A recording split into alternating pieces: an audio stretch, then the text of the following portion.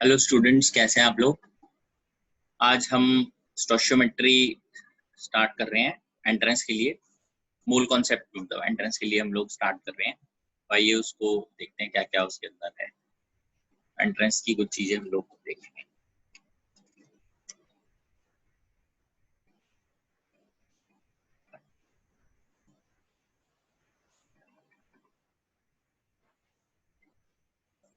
Stoichiometry या फिर मूल concept.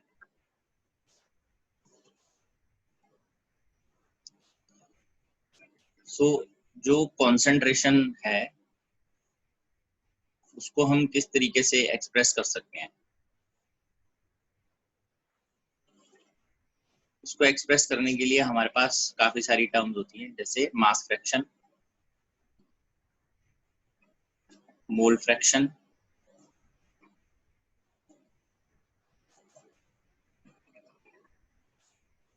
Molality, normality, strength.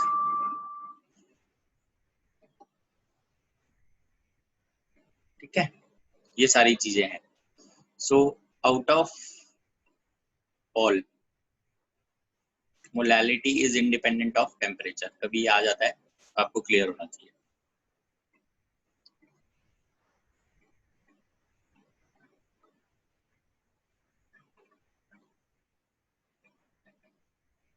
Molality जो है that is measured in molar. ठीक है, अगर इसमें सेमी वर्ड यूज होता है, सेमी का मतलब होता है हाफ, सेमी मोलर। अगर यूज हो वर्ड डेका, इसका मतलब 10, डेका मोलर बोला जाए, इसका मतलब 10 मोलर है। अगर डेसी मोलर बोला जाए, इसका मतलब है 0.1 मोलर।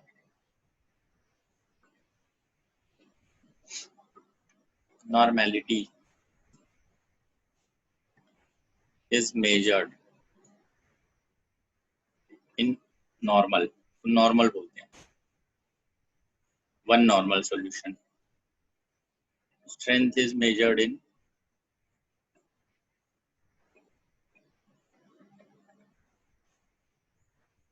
ग्राम्स पर लीटर। ठीक है, बेसिक थोड़े से फॉर्मूले हम लोग देखते हैं, फिर हम आगे बढ़ जाएंगे। So if we want to find number of moles, it is grams of solute on, ये number of moles of solute हमें पता करने हैं। Grams of solute upon molecular mass of solute या solute।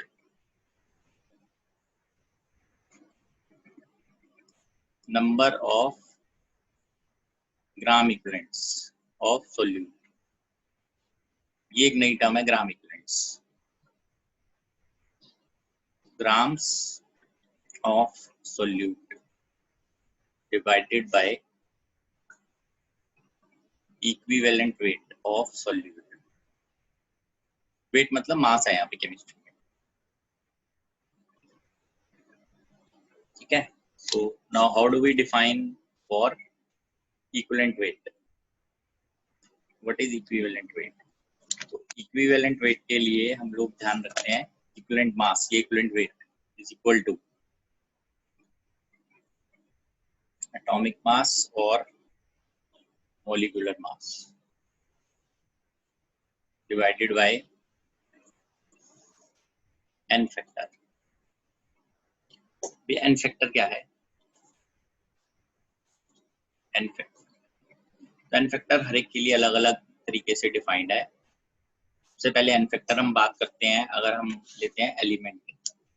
For element n factor is magnitude of valency, आएगा magnitude valency element की। For ion this is magnitude of charge on ion. Compound magnitude of net charge on cation और anion, किसी भी एक पे pick करेंगे। अभी इनको और देखेंगे हम एग्जांपल्स के through. n factor for acids, it is basicity of acid, base, acidity of base,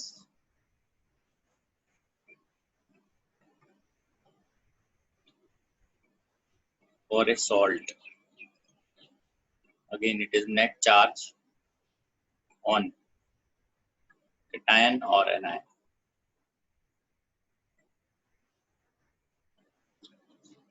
फिर आता है फैक्टर रेडॉक्स के लिए, ये हम आगे डिस्कस करेंगे, we discussed further, ठीक है ना। तो ये है हमारे पास एन फैक्टर के लिए। आगे बढ़ते हैं और देखते हैं कि क्या क्या टर्म्स में हम क्या क्या चीजें निकाल के लेके आ सकते हैं। जैसे कंपाउंड अगर हम देखते हैं Na2CO3, इसका एक्वा सॉल्यूशन लेते हैं तो हमारे पास आता है 2Na प्लस CO3 2 माइनस। इस टर्म का एन फैक्टर क्या है? इसका एन फैक्टर होगा नेट चार्ज। देखिए इस पे कितना है नेट चार्ज 2, इस पे कितना है -2, net charge is 2 and factor is 2। So if you want to find equivalent weight तो इसका मॉलिक्यूलर वेट लेते हैं। Na2CO3 का मॉलिक्यूलर वेट होता है 106 डिवाइडेड बाय 2।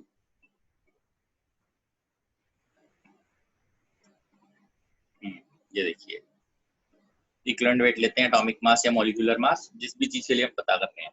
हम कंपाउंड के लिए पता कर रहे हैं molecular mass divided by n।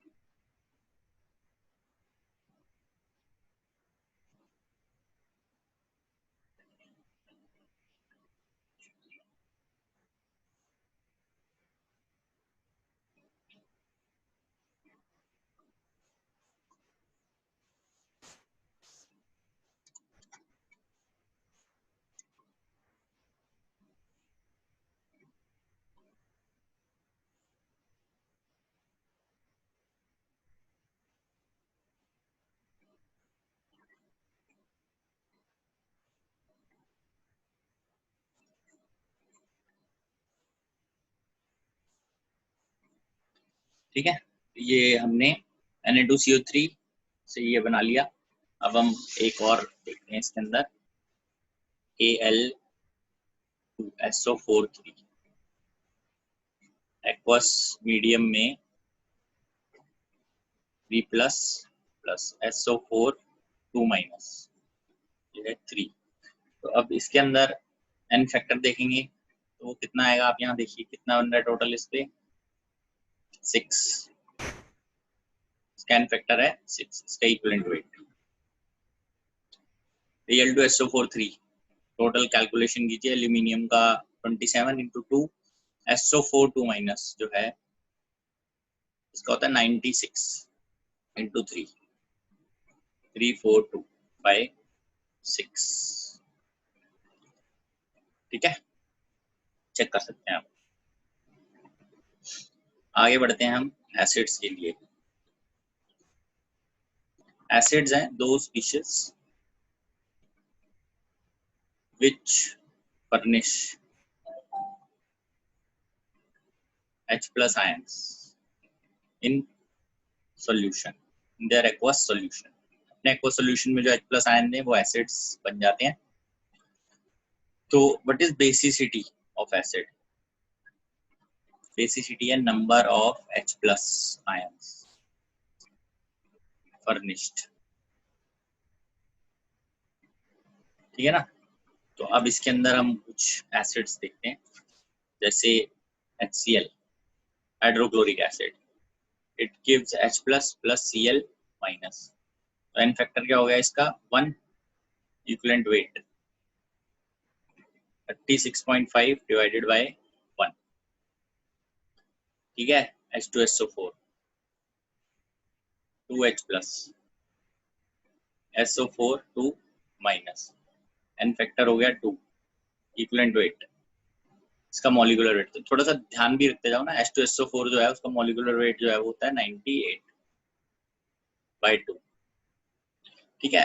अब ये थोड़ा इस पे भी डिपेंड करता है कि इसका स्ट्रक्चर क्या है।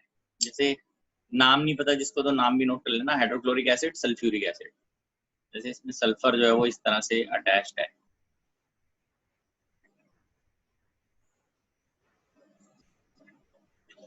तो एक्वस मीडियम में ये यहां से ब्रेक होगा,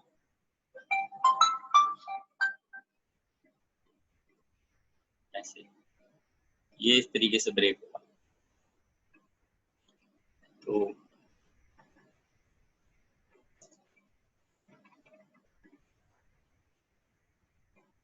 प्लस 2H प्लस, ठीक है। तो इसलिए स्कैन फैक्टर 2 आ जाता है।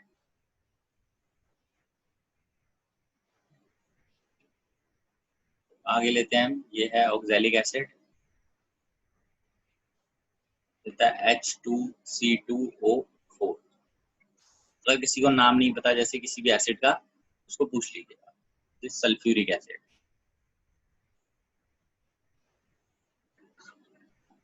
ये है जैसे ऑक्सैलिक एसिड। तो हमें ऑक्सैलिक एसिड के लिए H2C2O4, ये C2O4 2 माइनस एक्वस में प्लस 2H प्लस देता है, n factor 2, equivalent weight oxalic acid का 90 होता है molar mass by n factor 2 H2C2O4 का। अब इसका स्ट्रक्चर इंपॉर्टेंट है, ये स्ट्रक्चर फिर से ऐसे दिखाते हैं।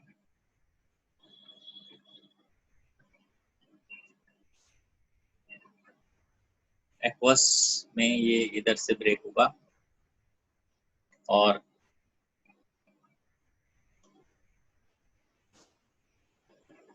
ये ऑफ कोर्स मैटर करता है कि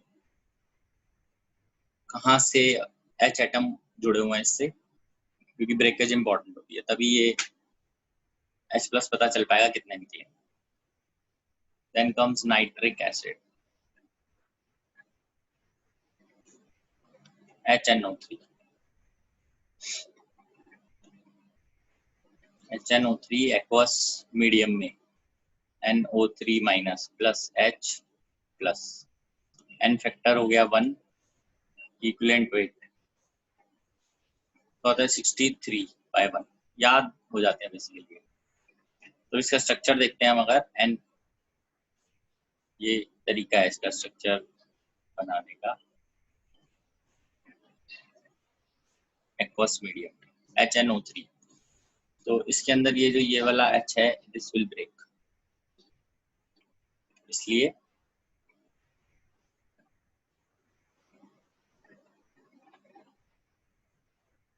प्लस H प्लस, इसलिए एक H प्लस आ रहा था, इनफैक्टर 1 है, ठीक है। आगे हम बढ़ेंगे, देखिए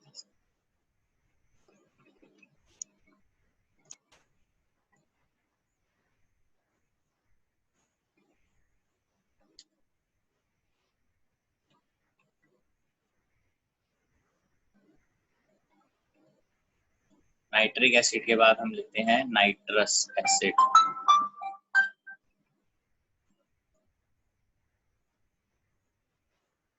nitrous acid, this is HNO2, nitrous acid.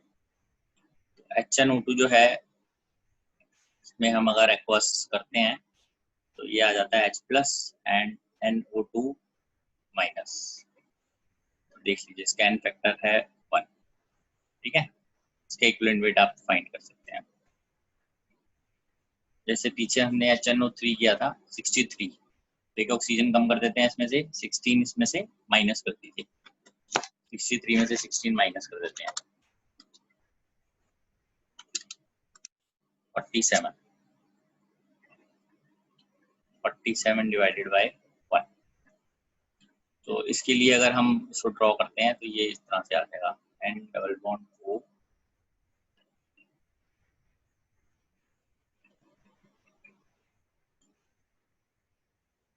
इसके अंदर यहाँ से ब्रेकेज होगी HNO2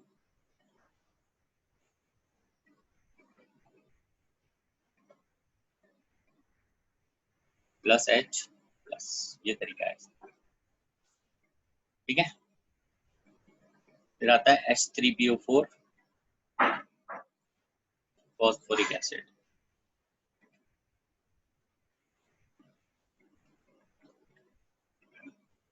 H3PO4 aqueous medium, this will give 3H plus, PO4 3 minus, N factor आ रहा है इसका 3। आई थिंक इसका इक्विवेलेंट वेट होता है 97 या 98/3, लेट अस चेक।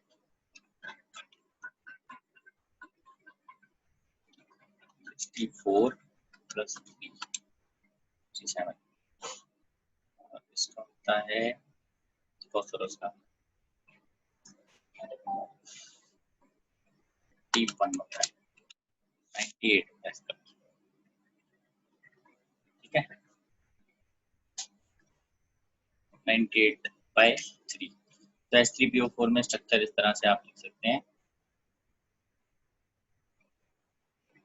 कि 3 जितने भी जो क्वेश्चन है उनमें H जो है जब वो O के साथ अटैच होगा सिंगल बॉन्ड से तभी वो निकल सकता है। जो भी सेंट्रल एटम ये फॉस्फोरस है जैसे इससे डायरेक्टली अटैच होगा अगर H, तो वो निकल नहीं पाएगा। तो हम इसको यहाँ से दिखाते हैं इस तरीके से,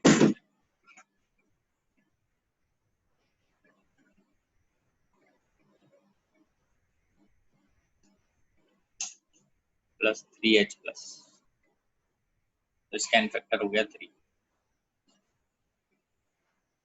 ठीक है।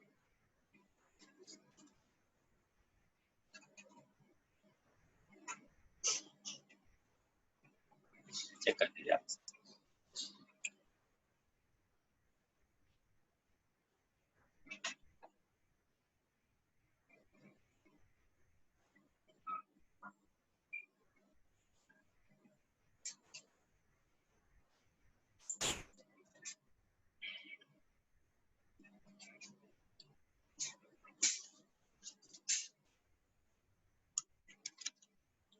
आगे बढ़ते हैं इसमें, फॉस्फोरिक एसिड जैसे हमने क्या acid, phosphorous acid, this is H3PO3, H3PO3। ये एसिड इसीलिए हम पढ़ रहे हैं बिकॉज ये अभी आगे इन पे क्वेश्चंस भी आएंगे। जैसे ये फॉस्फोरिक एसिड जो है उसमें 3 है तो इसमें 2 निकलते हैं और HPO3,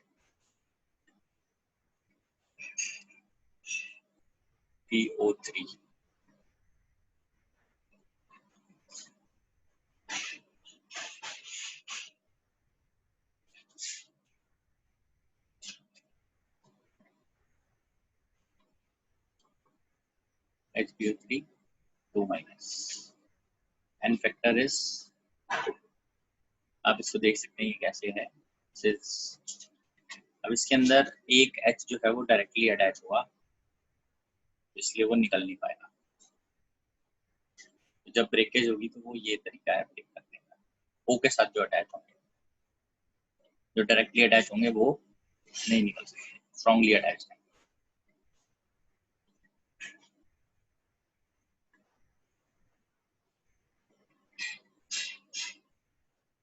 प्लस 2H प्लस, ठीक है, ऐसे ही है हाइपोफॉस्फोरस एसिड।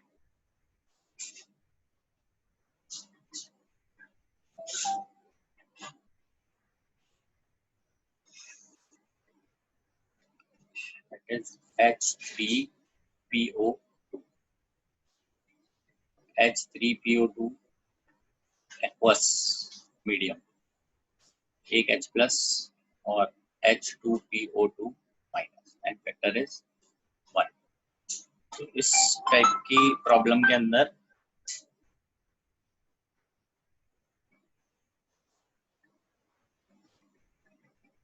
ये इस तरह से हम इसको अटैच कर लेते हैं. सिंगल जो है इससे ये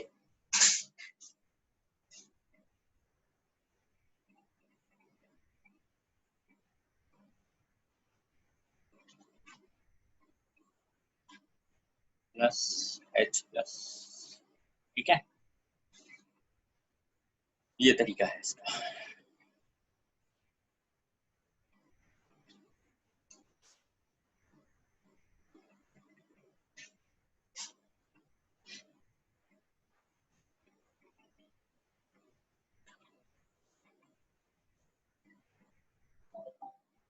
ठीक है जी, आगे बढ़ते हैं. इसमें एक एसिड हम और देख लेते हैं, that is called acetic acid. CH3COOH. जब एसिटिक एसिड जो है ये ऑर्गेनिक एसिड है, विनेगर को पता है इस तरह से ब्रेक करता है CH3CO minus plus H plus and factor है इसका 1. इसका मोलर मास 60 होता है. तो अब आप एक चीज देखिए, जनरली एसिड्स में जितने भी H हैं लगे हुए साथ में वही बाहर आ जाते हैं. एक लगा तो एक बार आता है, दो लगे तो दो बार आएंगे, दो लगे हैं तो दो आएंगे, एक लगा तो एक बार आ जाएगा. HNO2 में भी एक लगा था, एक बार आ गया. H3PO4 में तीन थे तो तीन बार आ गए. यहाँ से चेंजेस स्टार्ट हुए. H3PO3 तीन थे बट आए दो बार, क्योंकि स्ट्रक्चर था ऐसा. डायरेक्टली अटैच वाला नहीं डिसोसिएट होता, वो अटैच ही रहता है.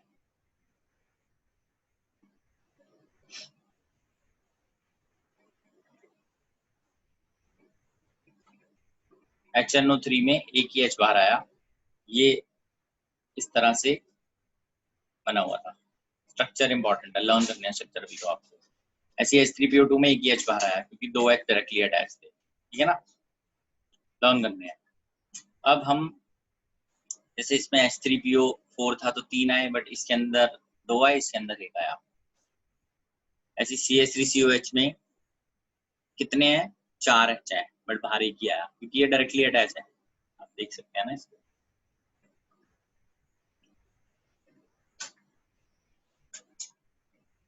ये तीनों डायरेक्टली कार्बन से अटैच है, तो ये ब्रेक ही नहीं होंगे. ये होगा जो O से अटैच है बस. तो इसको CH3 लिख सकते हैं हम सीधा, प्लस H प्लस. ठीक है, ये है हमारे पास तरीका इसको करने का. टर्न करने हैं. Then this is those species which furnish OH minus ion in solution. They are called as aqueous solution. What is acidity of base? Number of OH minus ions in aqueous solution. उसको बोलते हैं acidity. ठीक है,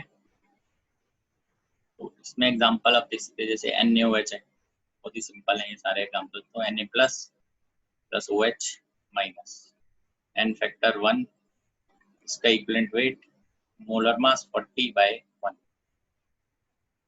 calcium hydroxide, magnesium hydroxide, ये सब Ca2 plus plus 2 times OH minus and factor is 2. Third, aluminium hydroxide 3 plus 3 OH minus and factor is 3. ठीक है, अब जैसे हम इसके अंदर इसको पिक करते हैं NH3, that is called as ammonia. तो अमोनिया को जब हम पानी में डालते हैं, दिस इज अमोनिया गैस, तो NH4OH is formed. This is ammonia and this is known as ammonium hydroxide.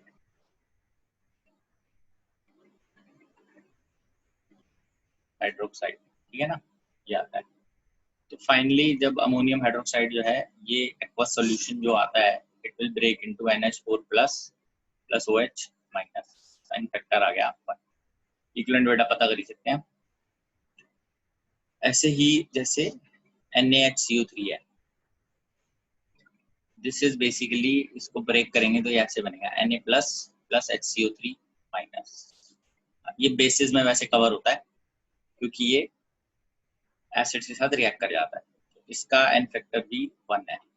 और इसको ऐसे भी देख सकते हैं, जब भी कभी आपको पता करना हो कि कोई भी जो है जो एसिड है या बेस है, तो उसको रिस्पेक्टिव ऑपोजिट के साथ अगर हम रिएक्ट कराएंगे, जैसे NaCO3 जो है, अगर मैं उसको HCl के साथ रिएक्ट करवा देता हूँ तो वो ये फॉर्म कर लेता है NaCl plus H2O plus CO2। तो बेसिकली इसकी एसिडिटी होगी जितने HCl मुझे चाहिए, एन फैक्टर अगेन इज 1, क्योंकि एक ही मोल चाहिए ना HCl का, ठीक है। इसका इक्विवेलेंट वेट आ जाएगा, इसका मोलर मास NaCO3 का 84 होता है बाय 1। जितने मुझे याद है मैं लिखता हूँ, याद नहीं है आप उसको कैलकुलेट करके भी लिख सकते हैं। जैसे Na2CO3 है, ये सब बेसिस में काउंट होते हैं। तो Na2CO3 में एक्वस सॉल्यूशन में ये ऐसे बनाएगा 2Na plus CO3 2 minus, of course n factor हो गया इसका 2, तो इसका इक्विवेलेंट वेट 106 होता है। और इसको ऐसे भी देख सकते हो आप, रिएक्ट करवा के Na2CO3 प्लस HCl, तो अब यहाँ पे मुझे कितने ये बनेगा, तो यही NaCl plus H2O plus CO2। तो अगर इसके देखे जाए तो ये यहाँ पे 2 HCl यूज हो रहे हैं ताकि 2 टाइम्स NaCl फॉर्म हो सके, फिर H2O प्लस CO, ठीक है, ये आ गया हमारे पास। तो वैसे इस Na2CO3 से हमारे पास 2CO3 भी फॉर्म होता है।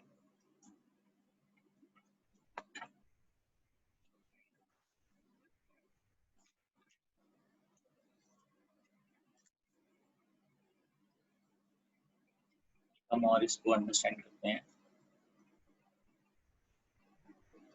जैसे मुझे कुछ एसिडिक ऑक्साइड अगर देखते हो, एसिडिक ऑक्साइड जैसे उनमें सबसे पहले है CO, कार्बन डाइऑक्साइड, इसके बारे में हम पता करते हैं। तो जब भी किसी एसिडिक ऑक्साइड के बारे में पता करना है, इसको पानी में डालते हैं, विल फॉर्म H2CO3, सबको पता है दिस इज कार्बोनिक एसिड। तो ये ब्रेक होगा 2H plus CO3 minus, n factor आ गया, इसका एन फैक्टर है कार्बन डाइऑक्साइड का। इक्विवेलेंट वेट अगर लिखना है तो आप ऐसे लिख सकते हो, 44 होता है इसका बाय, ठीक है ना।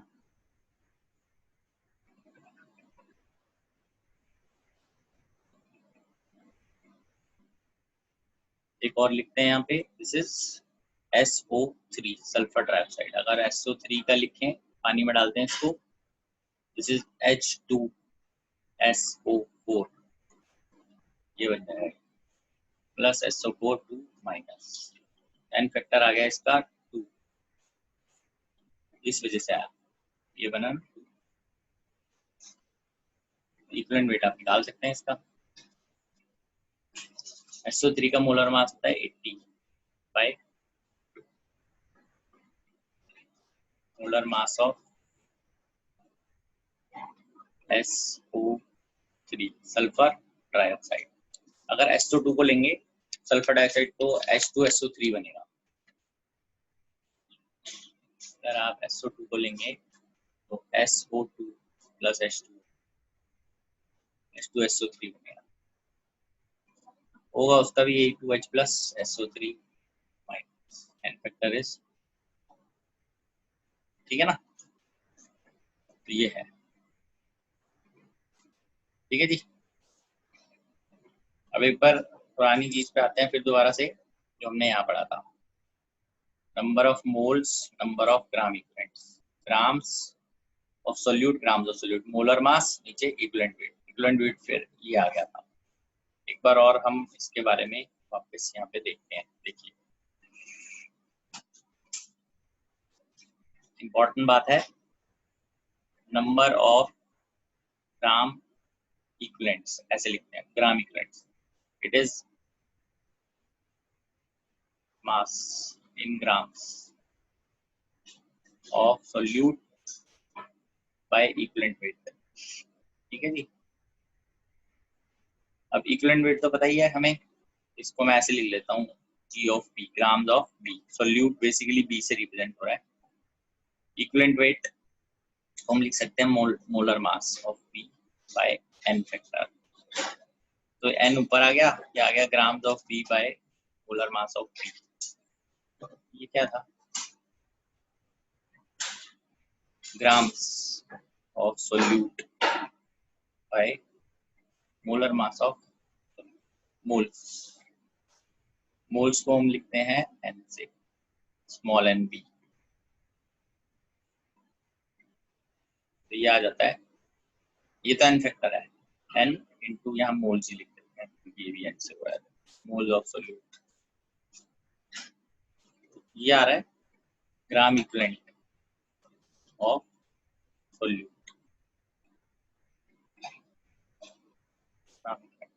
तो क्या आ गया, gram equivalent of solute is equal to n factor nf, हल्का सा nf ऐसे लिख लेते हैं,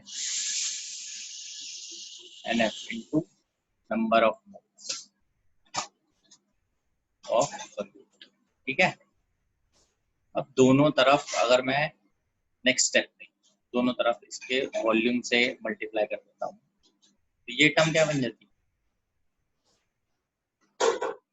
और ये टर्म क्या बन जाती है।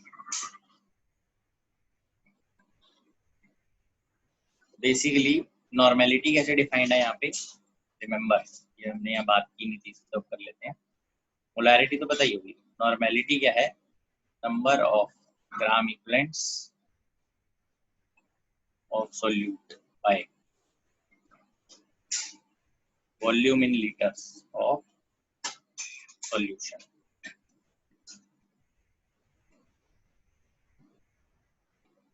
बेसिकली यहाँ पर gram equivalents by volume, normality is equal to n factor into molarity, ऐसे आ जाता है।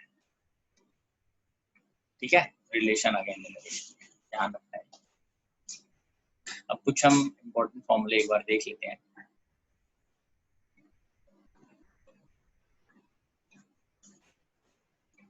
जो मोलैरिटी का फॉर्मूला है कैपिटल M, वो आ जाता है 10xD बाय m0। बेसिक फॉर्मूले तो हमें मालूम होने, मोल्स ऑन वॉल्यूम वो हमें पता होना चाहिए था क्योंकि वो हम पहले बेसिक्स भी पढ़ चुका है। जाएगा 10xD बाय E0। ये मैं भी सिंबल सारे लिख रहा हूँ, इसका क्या मतलब है, स्ट्रेंथ इज इक्वल टू आ जाएगा 10xD equals to mm0 ne0 fourth molarity m जाता है xv mole fraction xa ma into 1000। ठीक है, एक और यहाँ पे हम लिखते हैं फिफ्थ, मोलैरिटी का ही फॉर्मूला है ये, 10x by m0 by 1000 minus 10x into 1000। तो इनमें क्या कौन कौन टर्म्स क्या रिप्रेजेंट करते हैं ये हम यहाँ लिखते हैं। Capital M represents molarity of solution, capital N represents normality of solution. ठीक है, X represents percentage weight by weight, मतलब कितना वेट सोल्यूट का है, कितने परसेंट वेट सोल्यूट का है सॉल्यूशन में, weight by weight percentage weight of solute in solution. Solution. मतलब ये था जो हमने पहले पढ़ा था, अगर 10% है वेट बाय वेट तो इसका मतलब 10 ग्राम सोल्यूट है, 100 ग्राम सॉल्यूशन। डी है density of solution in grams पर सीसी। सीसी होता है centimetre cube. 1 cc equal to 1 ml पर ml हो गया। m naught molar mass of solute, ठीक है। m मोलैरिटी होगी, x भी हो गया मोल फ्रैक्शन, ये जाई भी ऐसे लिखा है, this is called mole fraction. b का मतलब सोल्यूट, a का मतलब solvent, mole fraction of solvent, ठीक है। a का मतलब सॉल्वेंट, b का मतलब सोल्यूट और a प्लस b का मतलब होता है सॉल्यूशन। तो ये सारे हमारे पास फॉर्मूले हैं कुछ।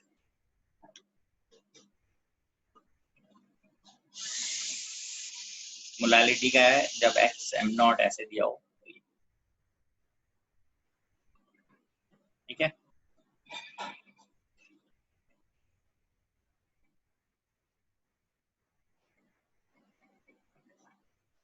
नहीं, अभी इस वाले फॉर्मूले में जो यहाँ हमने डिराइव किया इसमें वेट बाय वेट, ठीक है, वेट बाय वॉल्यूम का भी बता देते हैं।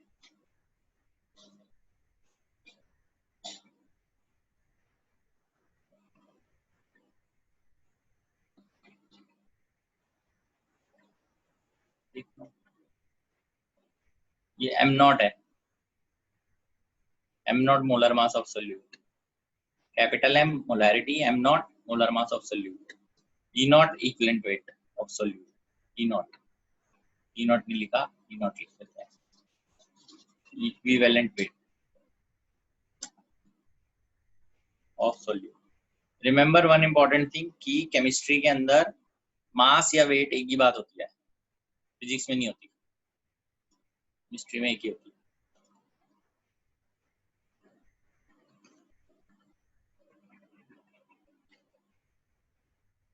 They find a relation इसी के अंदर between molarity and molality, ठीक है ना। एक रिलेशन निकाल लेते हैं इनमें। जैसे कैपिटल M आपको दिया हुआ है 10x d by m naught और मोलालिटी में दिया हुआ है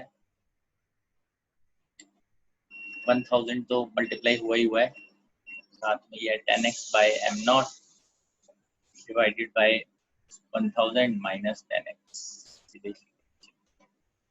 10x d by m naught और ये लिखा है 1000 पहले लिख दिया, 10x by m naught 1000 minus 10x। Therefore यहाँ से 10x बाय m नॉट की वैल्यू इससे निकालते हैं, that is capital M by d, तो इसमें डालते हैं, स्मॉल m की वैल्यू आ जाएगी 1000 capital M by d minus 10x, तो रिलेशन आ जाता है 1000 capital M by 1000 d minus 10x d। 10x d यहाँ से हमारे पास आ ही रहा है m naught, 1000 d minus m naught. So that means if we know molarity, density and molar mass, we can easily find molality, ठीक है। Clear रहते हैं। अब यहाँ पे हमें ये भी पता है कि नंबर ऑफ ग्राम इक्विवेलेंट्स जो है वो भी n factor into number of moles ऐसे लिख सकते हैं, ठीक है ना। अब यहाँ पे देखते हैं जरा,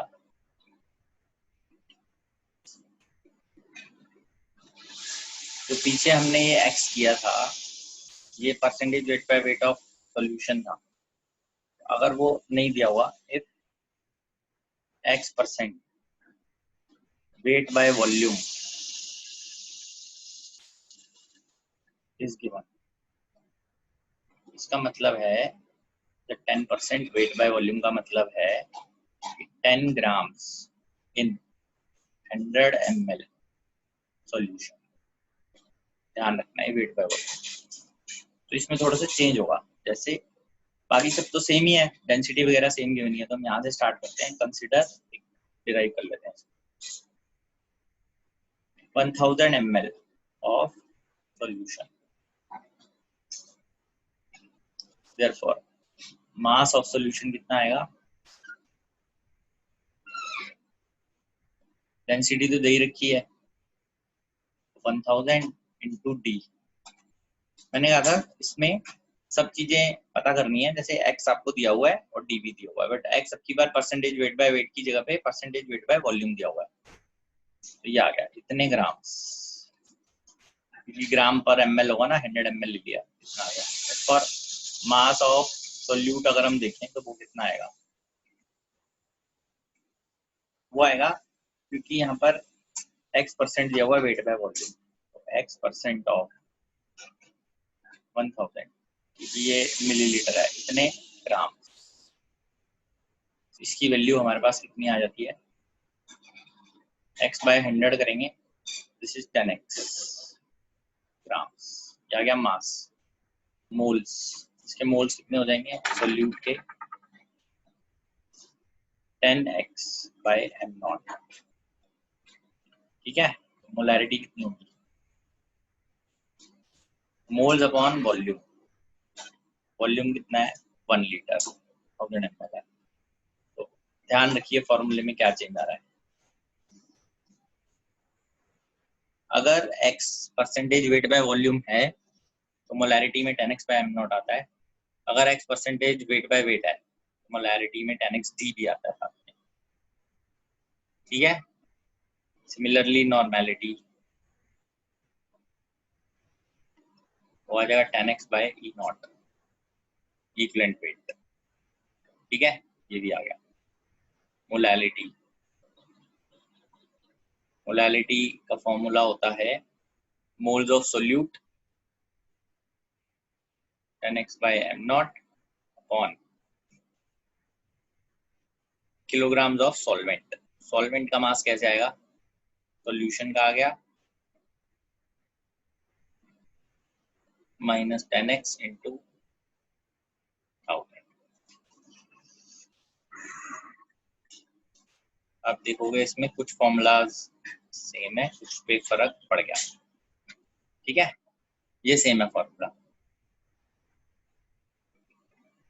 इसके अंदर पहले में ये डी नहीं था, अभी ये डी आ गया,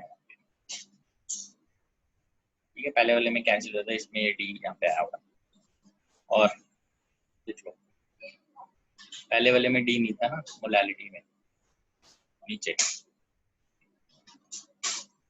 अभी इसके अंदर डी आ गया, पहले वाले में डी नहीं था, अभी इसमें डी आया। अगर आप इसको पहले वाले के लिए ट्राई करने की कोशिश करोगे तो भी आ जाएगा, उसमें यहाँ पे 10x डी बन जाएगा, क्योंकि हमें मास ऑफ सॉल्यूशन लेना था वेट बाय वेट वाले में, तो molarity normality, molality strength, strength का होता है मास of solute on volume in litres of solution 1, तो ये आ गया 10x, सिर्फ यहाँ पे 10x डी आया था, स्ट्रेंथ 10x डी, तो ये 10x यहाँ पे n E0 या mm0 आ गया, n E0 स्ट्रेंथ भी आ गया, ठीक है। अब इसके अंदर क्या है, relation between molarity and molality, इन दोनों में रिलेशन देख लीजिए, तो मोलैलिटी ये दिया हुआ था स्मॉल m, मोलैरिटी ये दिया हुआ था 10x by m0, by chance इसके अंदर स्मॉल m की वैल्यू है 10x by m0, 10x by m0 है capital M upon 1000 d minus 10x है mm0, देखिए वो सेम ही आ गई, ठीक है भाई, सेम फॉर्मूला आ गया हमारे पास,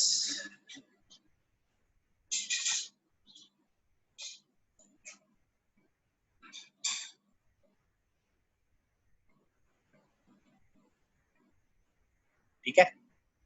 ये वेट बाय वॉल्यूम के लिए हो गए सारे फॉर्मूले, और पिछले वाले वेट बाय वेट के लिए थे।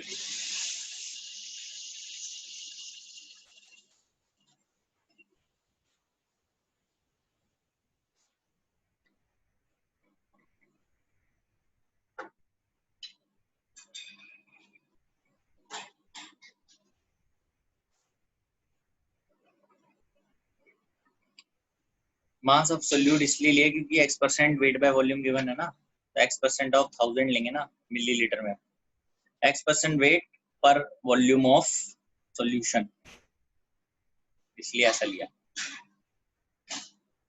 क्योंकि वॉल्यूम 1000 दिया हुआ है। ये लिखा तो है 10% वेट बाय वॉल्यूम का होता है 10 ग्राम इन 100 ml, जो भी यहाँ पर आएगी चीज उसके हिसाब से लेंगे ना, ठीक है भाई। आगे बढ़ते हैं इसमें, न्यूट्रलाइजेशन देखते हैं जरा।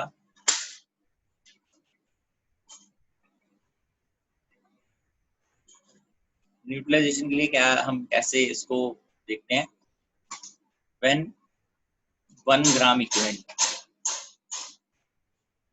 1 gram equivalent of acid completely reacts with 1 gram equivalent of base to produce 1 gram equivalent of salt and water, we say neutralization is complete. Neutralization का मतलब है कि 1 ग्राम इक्विवेलेंट एसिड का 1 ग्राम इक्विवेलेंट ऑफ बेस से react करे, complete, ठीक है। For complete neutralization, अगर न्यूट्रलाइजेशन कंप्लीट है, न्यूट्रल हो गया सब, एट एंड हम लिखते हैं gram equivalent of acid equals to gram equivalent of base, हमेशा ध्यान रखेंगे। Now case number 1, both are liquid, और दोनों लिक्विड हैं। अभी ग्राम इक्विवेलेंट कैसे आप लिख भी सकते हैं, नॉर्मेलिटी हमने यहाँ पे लिखी थी, क्या है ग्राम इक्विवेलेंट इक्वल टू, कैसे लिखेंगे, normality into volume, n into v, is gram equivalent, और मोल्स के लिए लिखेंगे molarity into volume.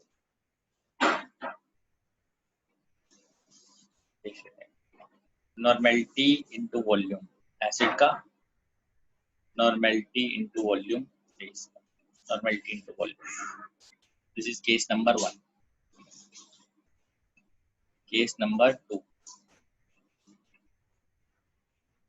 when acid is solid। अब इधर नॉर्मेलिटी को आप ऐसे भी लिख सकते हो, n फैक्टर इनटू एसिड तो मोलैरिटी ऑफ एसिड, ऐसे भी लिख सकते हो ना, n factor of base molarity of base. अभी हमने पीछे बात की थी नॉर्मेलिटी में और मोलैरिटी में क्या रिलेशन था, normality is n factor into molarity. तो न्यूट्रलाइजेशन में नॉर्मेलिटी आती है, उसको आप उसमें कन्वर्ट कर सकते हैं व्हेन एसिड इज सॉलिड, तो gram equivalent of acid to gram equivalent of base. अगर एसिड सॉलिड है तो वो ग्राम्स में दिया होगा, ग्राम इक्विवेलेंट्स का मतलब होता है ग्राम्स बाय इक्विवेलेंट वेट, ठीक है, इक्वल टू ये बेस इज लिक्विड, आएगा normality of base into volume of base. ये लीटर्स में होना चाहिए अगर ये ग्राम्स में, ध्यान रखना आप, ठीक है। केस 3 इसका उल्टा कर लेते हैं, when acid is liquid base is solid, normality of acid volume of acid, ये लीटर्स में हुआ, grams of base bye equivalent weight of base.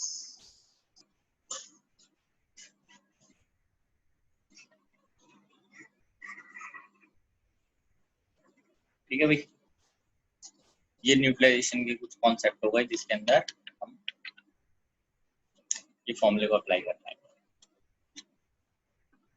आइए देखते हैं कुछ हम प्रॉब्लम्स देख लेते हैं।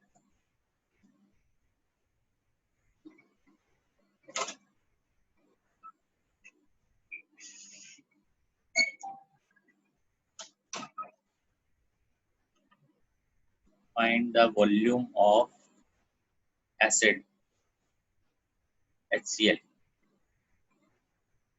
which is 30% by weight having density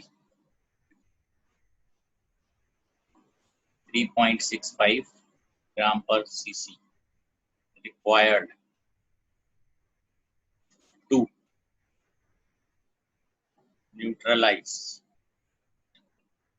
500 milliliter of base aluminium hydroxide which is 20% by weight having density 7.8 ग्राम पर सीसी। ठीक है जी।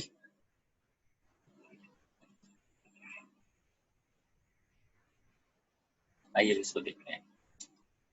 क्योंकि ये एसिड और बेस टाइट्रेशन है और वॉल्यूम में बात की गई है, इधर भी वॉल्यूम है इधर भी वॉल्यूम है, तो हम यही लगाएंगे normality of acid volume of acid, normality of base volume of base, n factor of acid molarity of acid volume of acid, n factor of base molarity of base volume of base.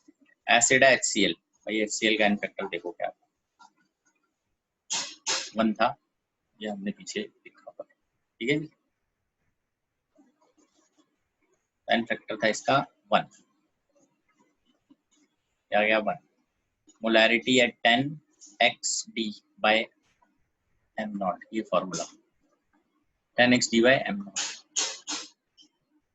10 into x कितना है 30 into इसकी density कितनी है 3.65 m0, इसका molar mass होता है 36.5 equal to इसकी N factor 3 है ना हाइड्रोक्साइड आयन इंटू इसकी मोलैरिटी 10 इंटू इसका x 20 इंटू इसकी डेंसिटी, इसका वॉल्यूम भी तो चाहिए, वॉल्यूम ऑफ एसिड 10xd, इसकी डेंसिटी है 7.8 कौन इसका मोलर मास एल्यूमिनियम हाइड्रोक्साइड का। एल्यूमिनियम हाइड्रोक्साइड का मोलर मास देखिए कितना आता है, एल्यूमिनियम का होता है 27 प्लस ऑक्सीजन का 16 प्लस 1 17, 17 इंटू 3 P1 78 आ गया इंटू वॉल्यूम ऑफ बी। ठीक है, तो ये तो दे ही रखा है आपको, वॉल्यूम ऑफ ए आप देख लीजिए क्या कैलकुलेशन बनती है इसकी, जो कैंसिल करने हैं वो कैंसिल कर दीजिए, ये 10 से कैंसिल हो जाएगा। उसके बाद वॉल्यूम ऑफ एसिड चाहिए मुझे, ये भी कैंसिल होगा यहाँ पे, तो ऊपर नीचे आ जाएगा 100, मैं इसको इधर ही लगा देता हूँ, यहाँ आ जाएगा नीचे 10 पर बी कितना था 500, यहाँ से ये नीचे 10 आएगा तो इसका 10 यहाँ पे आ गया और नीचे 30 आ गया। ठीक है जी, वॉल्यूम ऑफ एसिड देखिए कितना आता है इसमें,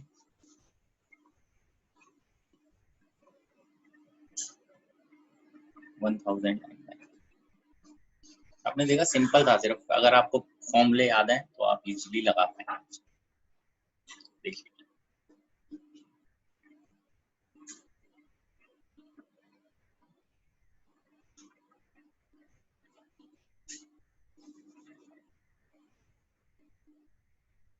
ठीक है,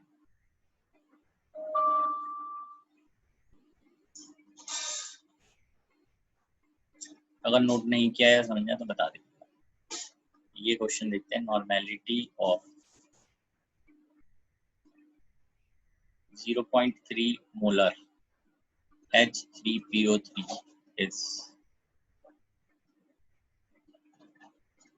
0.1, 0.9, 0.3, 0.6। ये क्वेश्चन IIT का है 1990,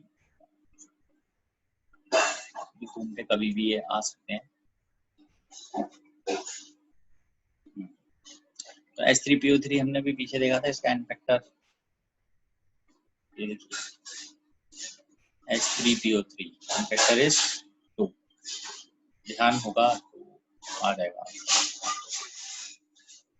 N factor is normality n factor into molarity, n factor कितना है 2, मोलैरिटी कितनी है 0.6 नॉर्मल, ऐसे लिख दिया।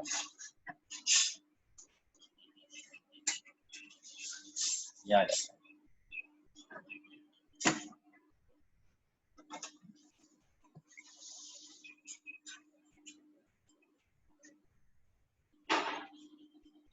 how many moles of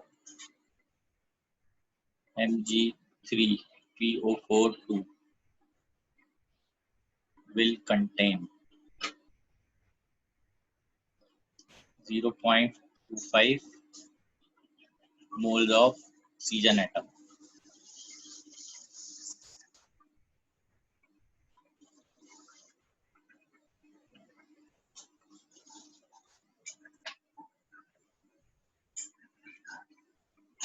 Ten की पावर -2 C 1.25 10 की पावर -2 12.5 into 10 की पावर -2। ये भी क्वेश्चन IIT का ही है, ये अभी ध्यान रखो क्या है, ट्राई कीजिए इसको, देखिए किताब से।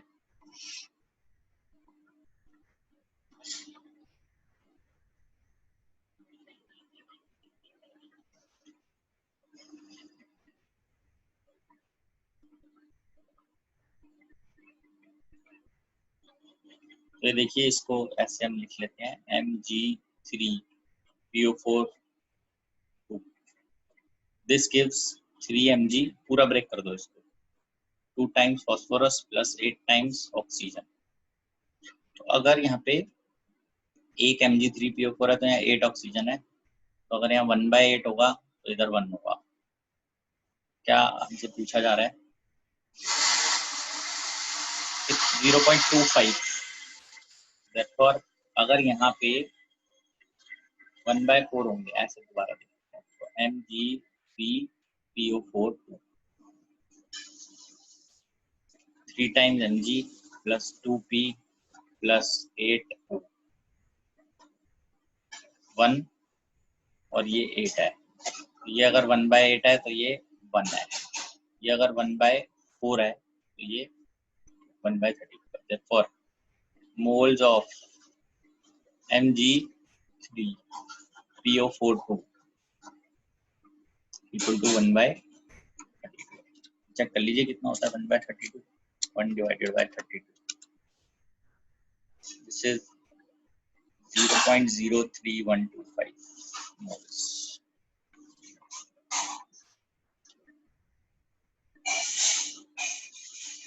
ये होगा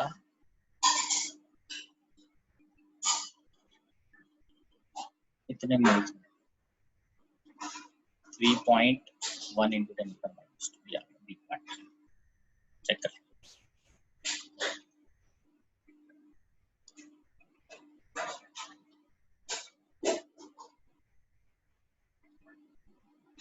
Density of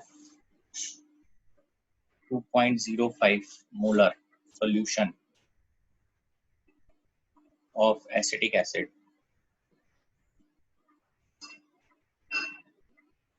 in water is 1.02 gram per ml. The molality of solution is, करिए,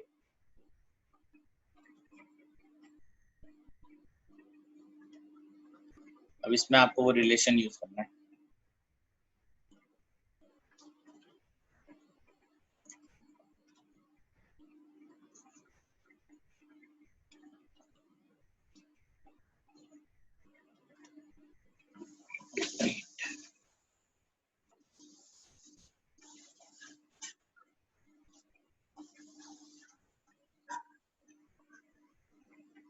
जीरो 0.4,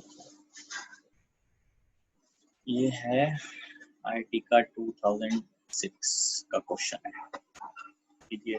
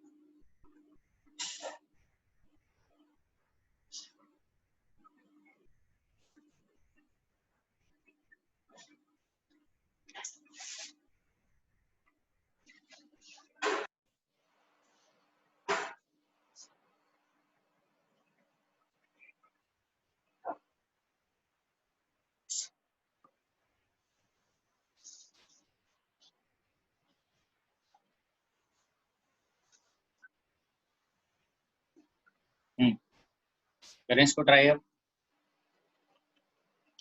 इसके लिए हमने पीछे फॉर्मूला लिखा ही था, ऐसे उसको पता करना है। ये रहा 1000 m 1000 d minus mm naught. Molality is 1000 m 1000 d minus mm naught. Molarity 2.05 molar into 1.02 gram per cc minus molarity 2.05 into acetic acid. Acetic acid का मोलर मास 60 होता है, चेक कर लीजिए क्या बनता है इसमें। देखिए 2050.1020 माइनस जाएगा 2.05 इंटू 60 120 माइनस कर लेते हैं इसमें से, ये आ जाता है 2050,897 2050 divided by 897 आंसर इज 2.28। ठीक है, थोड़ा सा कैलकुलेशन आप कर पाएंगे इसको। ठीक है,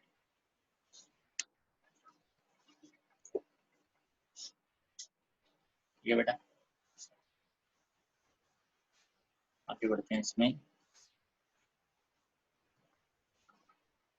to neutralize completely 20 ml of 0.1 molar aqueous solution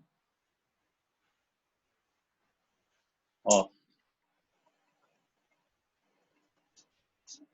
phosphorus acid, which is H3PO3. The volume of 0.1 molar aqueous KOH solution required is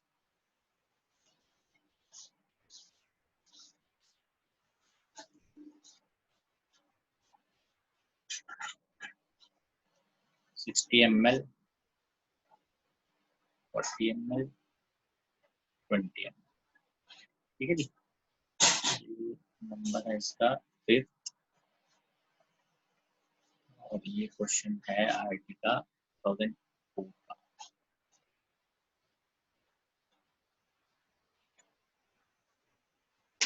हाँ,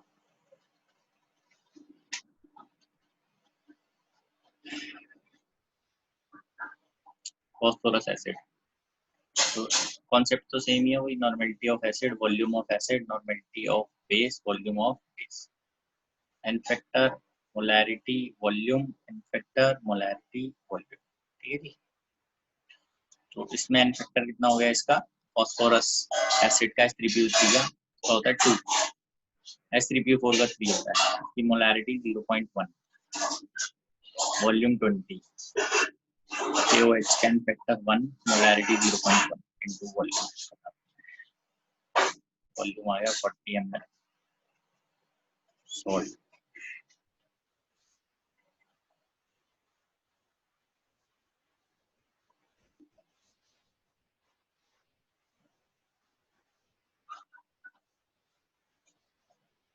ये देखते हैं 10.78 ग्राम of H3PO4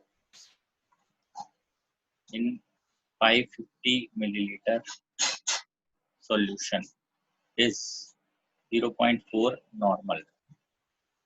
Therefore, this acid has been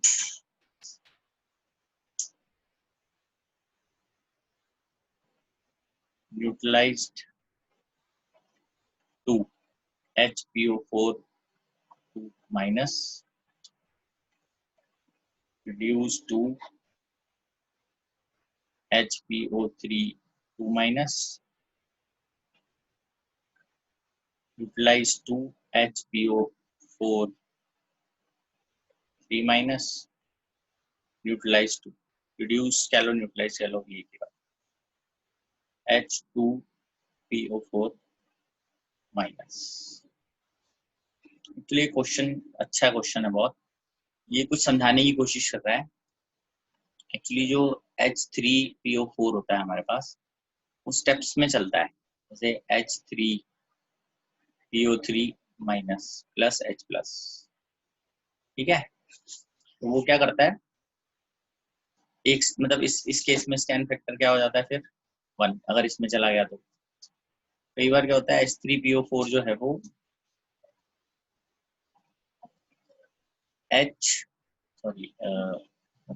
यही हो गया, H3PO4 है तो हो जाएगा H2PO3 minus, sorry H2PO4 minus, H2PO4 minus, ठीक है। पेपर क्या होता है, एक H रह जाएगा HPO4 2 minus plus 2H plus, ऐसे भी दे सकता है, मैन फैक्टर 2 हो जाता है। अगर ऐसा क्वेश्चन है तो थोड़ा ध्यान देना है, वरना अदरवाइज स्ट्रेट क्वेश्चन में मैन फैक्टर 3 दे सकता है। H3PO4 जो है उसमें PO4 3 minus plus 3H plus, ये ले सकते हैं। तीन में से कोई भी केस बन सकता है यहाँ पे, तो डिपेंड करता है आपको डेटा कैसा दिया हुआ है, डेटा पे बेस्ड है क्वेश्चन।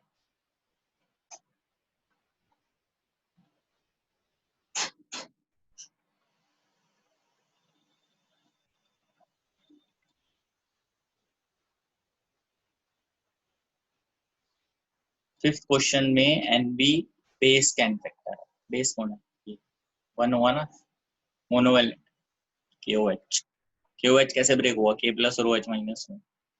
तो अब इस केस में हम देखते हैं नॉर्मेलिटी इक्विवेलेंट वेट, बेसिकली उससे एन फैक्टर फाइंड करना है हमें। तो वॉल्यूम दिया हुआ है, ग्राम दिया हुआ है, नॉर्मेलिटी दी हुई है। नॉर्मेलिटी की वैल्यू होती है gram equivalents by volume in litres, होगा mass in grams by equivalent weight into volume in litres. लिखते हैं यहाँ पे नॉर्मेलिटी कितनी है 0.4, मास कितना है 10.78, इक्विवेलेंट वेट वॉल्यूम लीटर में 550 ml है, इंटू 1000 कर देते हैं। ई नॉट निकालते हैं कितना आ रहा है, 10.78 into 1000 divided by 550 divided by 0.4, ये आ जाता है 49।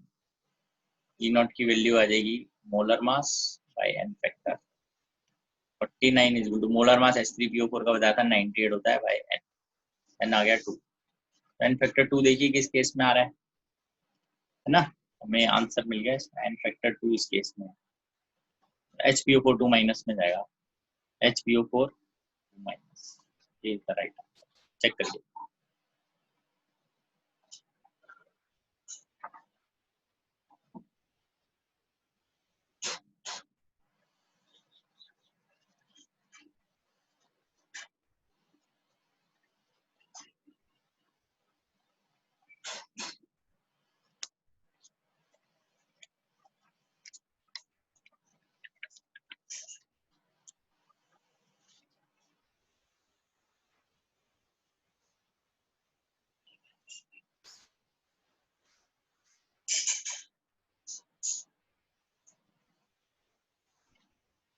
ठीक है, क्लियर हो गया ये।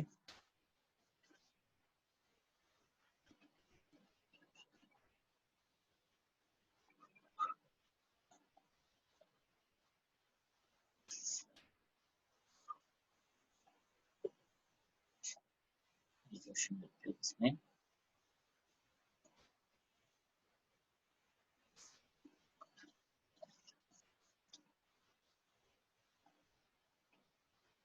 मैलिक एसिड के ऊपर है। पहले ये देखते हैं,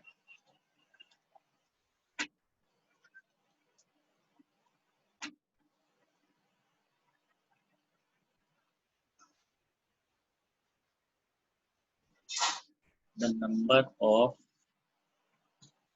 water of crystallization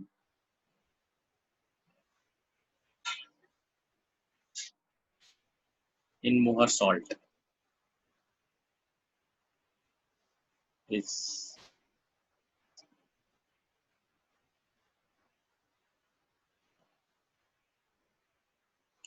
ये क्वेश्चन ऑलरेडी जेई मेंस में आ चुका है कभी,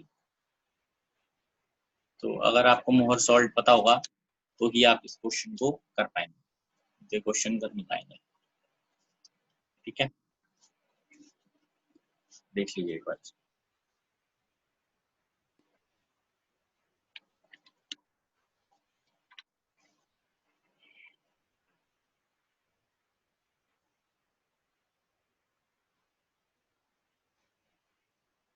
अगर पता होगा तभी कर पाएंगे, नहीं तो नहीं कर पाएंगे।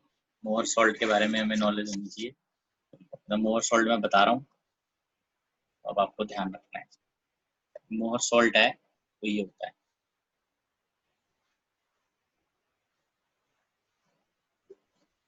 उसको बोलते हैं फेरस अमोनियम सल्फेट।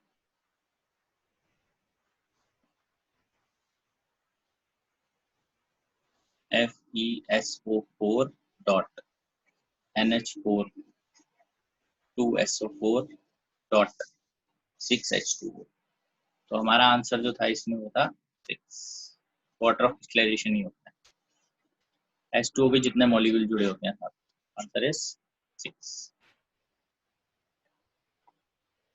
हाँ, अपने को याद होना चाहिए फॉर्मूला, तब ये सही से जाएगा।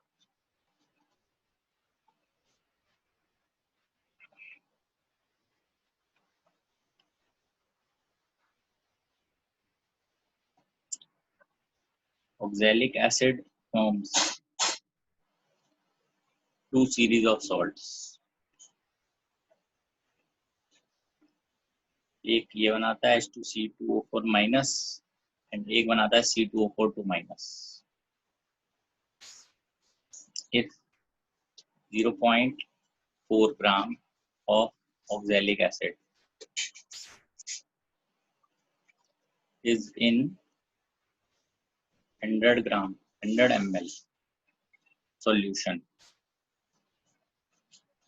then HC2O4 minus and C2O4 2 minus have normalities respectively।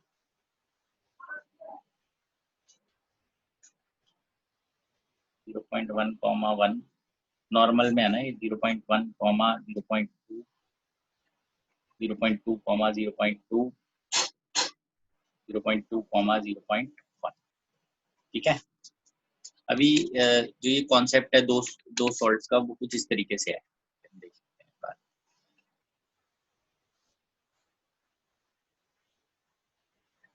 ये 0.9 है, ठीक है। बेसिकली H2C2O4 अगर C2O4 2 माइनस बनाता है प्लस 2H प्लस, ठीक है, तो क्लियर है कि एन फैक्टर इसके अंदर 2 है। अगर H2C2O4 HC2O4 माइनस बनाता है और एक H प्लस देता है, तो क्लियर है इसमें एन फैक्टर 1। ठीक है, तो हम सबसे पहला काम करते हैं, इसके अंदर मोलैरिटी पता करते हैं पहले क्या है। मोलैरिटी क्या है? मोलैरिटी है moles of solute by volume in litres of solution. Moles कितने 0.9 ग्राम है, ऑक्सैलिक एसिड का 90 होता है मोलर मास। चेक करो, इसका मोलर मास 90 होता है। तो वॉल्यूम कितना 100 ml है, 0.1 लीटर। तो ये आंसर आ जाएगा 0.1 मोलर। ठीक है, फॉर C2O4 2 माइनस नॉर्मेलिटी क्या होगी, n factor into molarity 0.2 for HC2O4 2 minus, खाली माइनस है, केस में नॉर्मेलिटी क्या होगी 1 इंटू 0.1 नॉर्मल। पहले किसकी पूछी जा रही है, HC2O4 माइनस 0.1, दूसरी 0.1, 0.1, 0.1। चेक कर लीजिए, समझ में आ जाना चाहिए ये क्या मतलब बोल रहा है।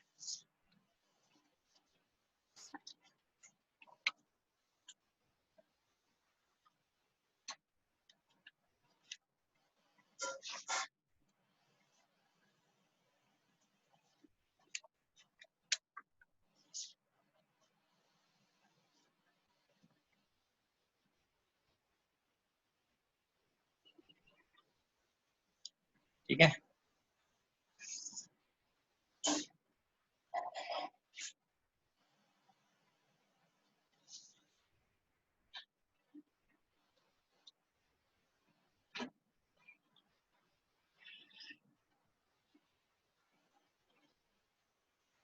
आई होप कि अभी डाइल्यूशन के बारे में भी आपको क्लियर होगा। डाइल्यूशन इक्वेशन मतलब एक बीकर में अगर हमारे पास मोलैरिटी है m1 और v1 वॉल्यूम है, उसमें हम कुछ ऐड कर देते हैं volume, add water, such that कि फाइनल वॉल्यूम इसका हो जाता है v2 और मोलैरिटी हो जाती है m2। तो जो भी इसके सोल्यूट के मोल्स हैं दैट विल रिमेन सेम, क्योंकि हमने वाटर ही तो ऐड किया है। तो m1 v1 equals to m2 v2, this is called equation of dilution. ठीक है, molarity into volume, moles of solute remains same. एक होता है टेस्ट सैम्पलिंग। सैम्पलिंग का मतलब है कि आप बीकर में से टेस्ट ट्यूब कुछ निकाल रहे हैं, जैसे बीकर है, इसके अंदर हमारे पास मोलैरिटी दे रखी है और वॉल्यूम दे रखा है, विड्रॉ कर रहे हैं आप कुछ, विड्रॉ v1, ये v है v1 ml। तो अगर हमने इसमें कुछ विड्रॉ किया तो इसके मोल्स या मिलीक्यूलेंट्स क्या रहेंगे, अगर ये मोलैरिटी थी और ये नॉर्मेलिटी थी और ये v था, तो मोल्स इनिशियली, इसको आप मिलीलीटर है, अगर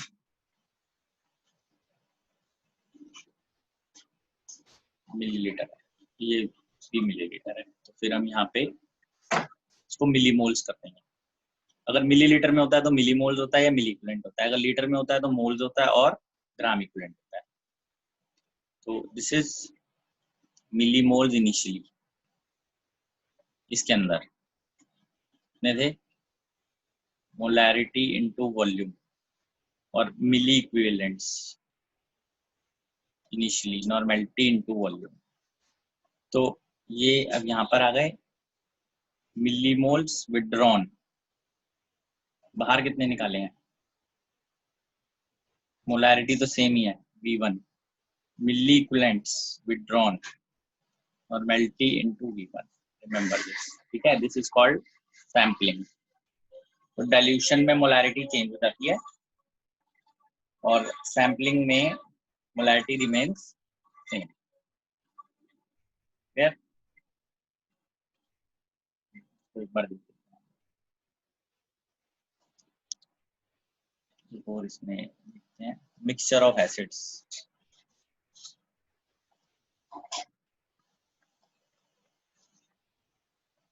अगर एसिड 1 है, molarity m1 volume v1, acid 2 molarity m2 volume v2, ऐसे चलता जा रहा है। तो मोलैरिटी ऑफ मिक्सचर वो है m1 v1 m2 v2, total moles on volume v1 plus v2 plus. ठीक है, ये हम यूज करेंगे फॉर्मूले को। ठीक है, क्लियर हो रही है बात? ये फॉर्मूले सारे अगर हमें क्लियर हैं तो फिर हम प्रॉब्लम देख लेते हैं एक बार और अकॉर्डिंगली इनकी application.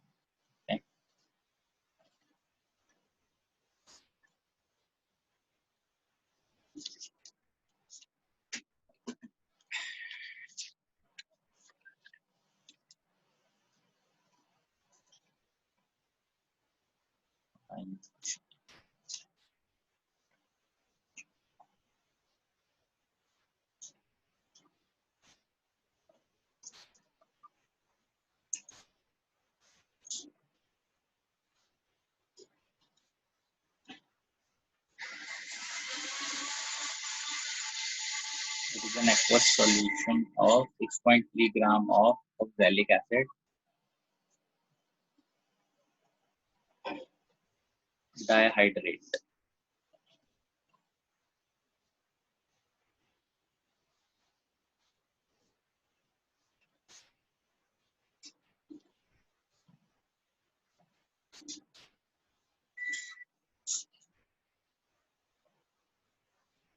An aqueous solution of 6.3 gram of oxalic acid dihydrate. Dihydrate का मतलब है उसमें 2 moles of water है. Is made up to 250 ml. The volume of 0.1 normal NaOH required to completely neutralize 10 ml of this solution is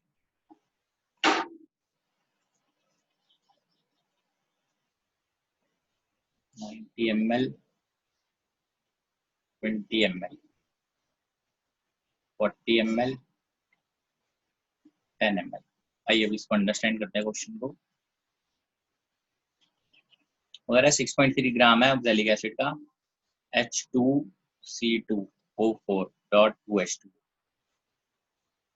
ठीक है, ये है. इसको 250 ml में डाल दिया. ये था 6.3 ग्राम्स, इसको 250 ml में डाल दिया. इसका 10 ml निकालना है और उसमें उसको न्यूट्रलाइज कराना है इसके साथ, NaOH के साथ. और NaOH के बारे में दिया हुआ है 0.1 नॉर्मल 10 10. इसका वॉल्यूम पूछा हुआ है कितना है, कितना वॉल्यूम इसका लगेगा. समझ आया आपको? वो ये कह रहा है कि ये था हमारे पास, इसके अंदर इसको 250 ml बना लिया. H2C2O4.2H2, इसमें से 10 ml निकाला. इस 10 ml के अंदर NaOH डाल दिया, न्यूट्रल हो गया. NaOH का वॉल्यूम क्या है, ठीक है. तो हमें कुछ नहीं करना, नॉर्मेलिटी निकालते हैं पहले acid. Normality of acid, normality of acid कितनी हुई,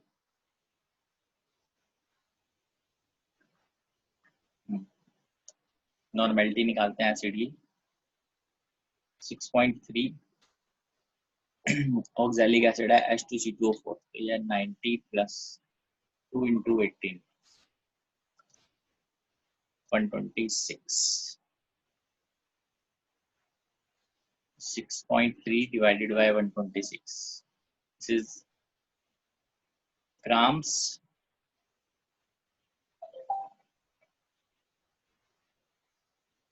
ऐसे ग्राम इक्विवेलेंट निकालते पहले. Gram equivalent equal two grams 6.3 upon equivalent weight 126 by 6.3 0.1. ये आ गया ग्राम इक्विवेलेंट एसिड का, ठीक है. अब नॉर्मेलिटी निकाल लो इसकी कितनी है एसिड की. ये है 0.1 अपॉन 250 ml था 0.25, ये आ गया. और 10 by 25. अब इसमें यहाँ यूज किया है इसको 10 ml के साथ. therefore normality of acid into volume of acid, normality of base into volume of base जो चाहिए. एसिड है 10 by 25 into normality, volume acid का 10 है, बेस की नॉर्मेलिटी कितनी 0.1 इनटू वॉल्यूम. देख लीजिए वॉल्यूम ऑफ बेस कितना आ रहा है 123 by 25 40. Please check. हमें इसके अंदर नॉर्मेलिटी निकालनी है सबसे पहले, तो उसके लिए ग्राम इक्विवेलेंट चेक किए. Gram by equivalent weight, gram equivalent आ गया बाय यही वाला वॉल्यूम, क्योंकि इसके अंदर की नॉर्मेलिटी है, नॉर्मेलिटी सेम रहती है. इधर भी नॉर्मेलिटी सेम है, तो इस नॉर्मेलिटी को इस वॉल्यूम से मल्टीप्लाई करेंगे क्योंकि इसको रिएक्ट करा रहे हैं मैंने के साथ। नॉर्मेलिटी ऑफ एसिड इनटू ये वाला वॉल्यूम 10, तो बेस की नॉर्मेलिटी दे रखी है 0.1, वॉल्यूम ऑफ। क्लियर हो रहा है आपको ये? ठीक है,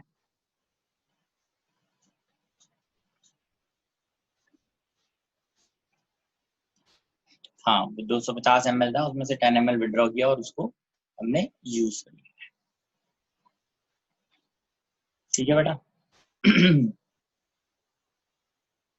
बस आज के लिए इतना ही कर रहा हूँ मैं, इसको अच्छे से रिवाइज कीजिए, नेक्स्ट क्लासेस में इससे आगे हम बढ़ेंगे। ठीक है।